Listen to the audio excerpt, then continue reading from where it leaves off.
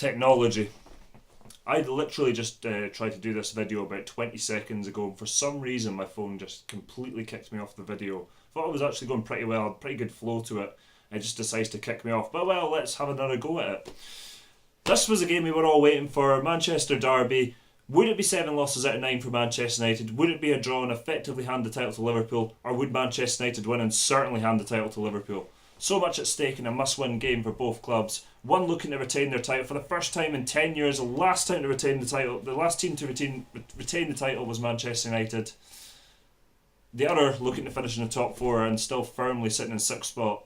Anything other than a win for City would put the title firmly in Liverpool's grasp. But Man United wouldn't want to hand their bitter rivals the title. Bizarre scenes, Manchester United fans supporting Manchester City, Liverpool fans supporting United.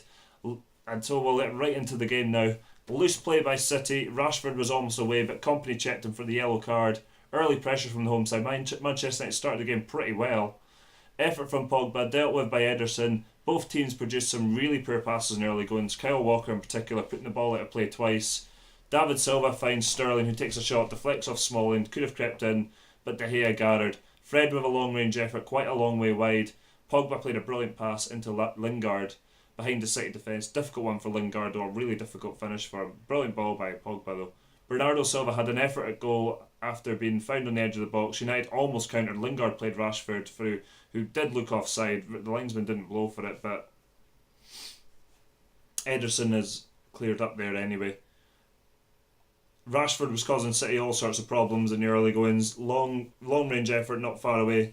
Good play by Aguero, left Smalling in his wake. Good ball in, eventually found its way to Bernardo Silva. Tried the overhead kick, long way wide, but I've got to give him credit for trying anyway. Dangerous free kick played in by the home team. Brilliant block by Fernandinho, surely stopping a clear goal for United. City did struggle in certainly the first 30 minutes to play the ball out from the back. Then City looks certain to score. Magical play by Silva to find Aguero, flicks it into Sterling, who with nice footwork skips past Darmian and Fred, fast himself a chance but hit it straight at David De Gea. And certainly Sterling's finishing has improved tenfold from last season. Obviously he got a lot of goals last year, but this season he's been on a different level, but couldn't find the net there. And that was all's even after 45 minutes. Manchester United would have been happy to go in at 0-0. Pretty much a lot of the game, their plan was to park the bus and then counter well. They did look dangerous on the counter, but not really creating any clear chances. Second half, United almost getting a really good opportunity of Pogba about to strike. Fernandinho made a great challenge inside the box to probably deny the opening goal. I can imagine that Pogba would have scored in that situation. Then Fernandinho ended up coming off and that changed the game.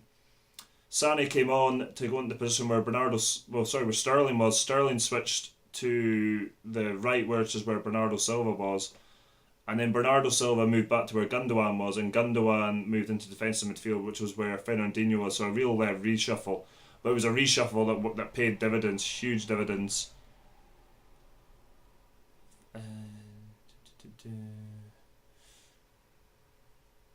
Then there was a lovely chip ball by Gundogan, finds its way to Sané, who couldn't find Aguero at the back post. Bernardo Silva opened the scoring, drilling the ball past David De Gea. How important would that goal be? Turned out to be very important. City were really starting to purr at this point. Nice one-touch football. Sané found Aguero, whose shot hit the outside of the post. Rashford played a ball across goal, should have been a tap-in. Lingard missed it after being put off by Kompany, had a wild swipe to try and clear the lines, and obviously it's put Lingard off at the back post there. And then City would get the second goal. Sterling breaks forward for Manchester City, plays the ball out to the left to Leroy Sané, hits the ball with a good bit of power, but David De Gea should definitely save it, doesn't, and it's 2-0 to Manchester City, and it really was game over from then.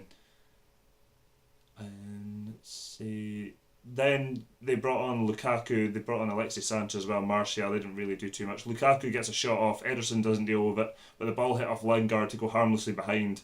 We talk about having the worst luck if you're Jesse Lingard. Good football by United. Rashford finds Lukaku, who made a mess of the effort.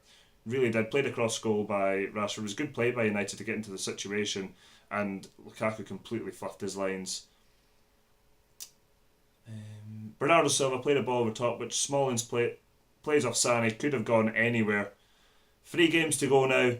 City are 1 point clear of Liverpool. Any mistake by either team will hand the title to the other. The margin is so tight. Both teams have been excellent, far and above the other 18 teams, and well clear of the battle for fourth place. United, not unlike Chelsea, have players that seem to show up when it suits.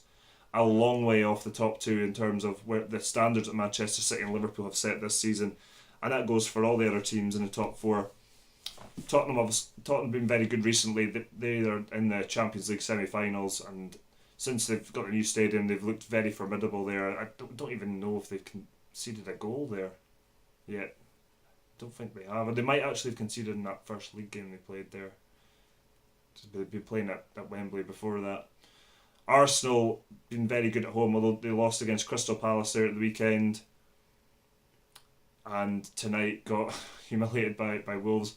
And it's not in any way a diss on Wolves. Wolves have had a really excellent season, but it just shows what could.